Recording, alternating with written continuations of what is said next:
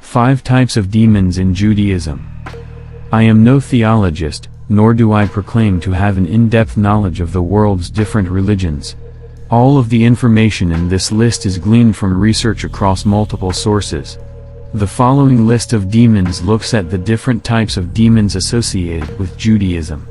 One thing I did learn while compiling this list is that many demons appear in several forms across different beliefs. This is especially prevalent when looking at the demons of hell linked with Christianity and Judaism. I would say this is primarily due to both faiths being rooted in the concept of God and sharing many early locations, names, and events. One thing I did notice while researching the types of demons for this list is that in Judaism, the concept of demons is not just limited to individual entities but also includes collections of evil spirits. This changes the mindset of demons slightly and beings to break away from the concept of demons as specific princes of hell and more as an entire supernatural species.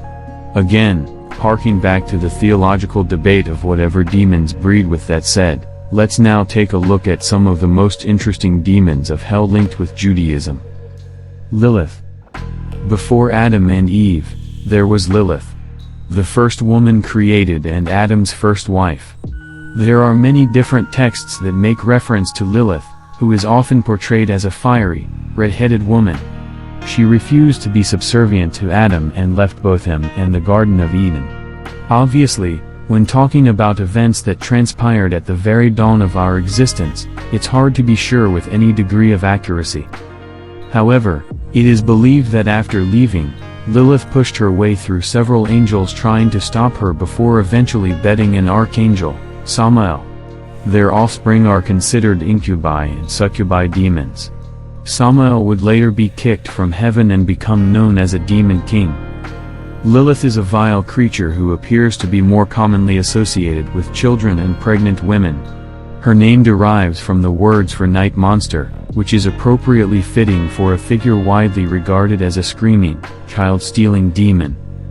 Lilith is always depicted as a very feminine figure and is usually an attractive, naked, red-headed woman placed in a provocative pose, Bagdana. The Bagdana is a strange demon, which is why he is included on this list. When looking at the types of demons, there is always room for a figure whose dark nature is somewhat ambiguous. It is difficult to find much descriptive, translated, text regarding Bagdana. However, what does exist paints a similar picture of this particular demon. He appears mainly as an image on conjuring bowls. Unlike most other demonic images, Bagdana is not bound at the feet and is often armed with a sword.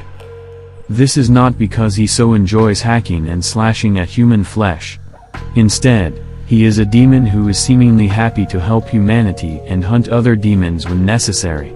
While certainly never referred to as an ally to humans, he is not the nastiest scourge to ever crawl from the fiery pit.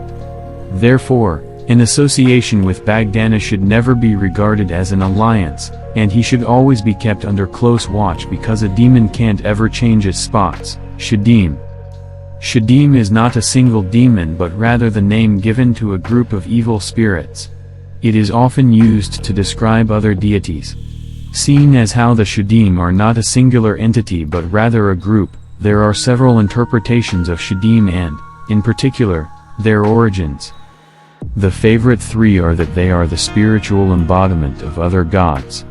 Given that Judaism is a monotheistic religion, any god other than God is viewed as an evil spirit or lesser god. Another interpretation is that Shadim are the offspring of Lilith and, well, various archangels and other men. Once she left Adam, it seems she got around a little bit.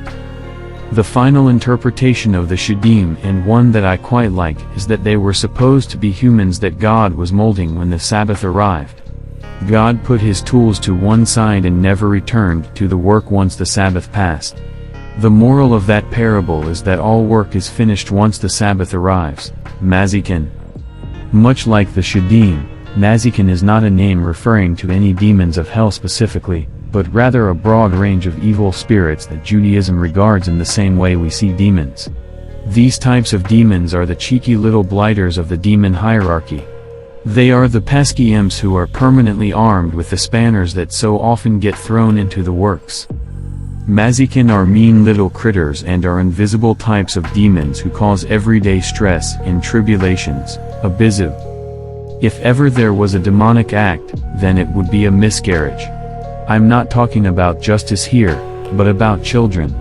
As a father and someone who has gone through a miscarried pregnancy, there is no sorrow like it.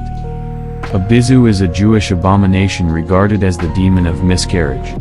In life, the demon was infertile, and as a result, her everlasting, undying jealousy sees her on a bloodthirsty quest to share her pain with as many people as possible. What I found interesting was that in Judaism, these types of demons are not so much evil entities acting against God but rather seen as vessels of God, used to exact his punishments. There is something haunting and, dare I say it, beautiful about that.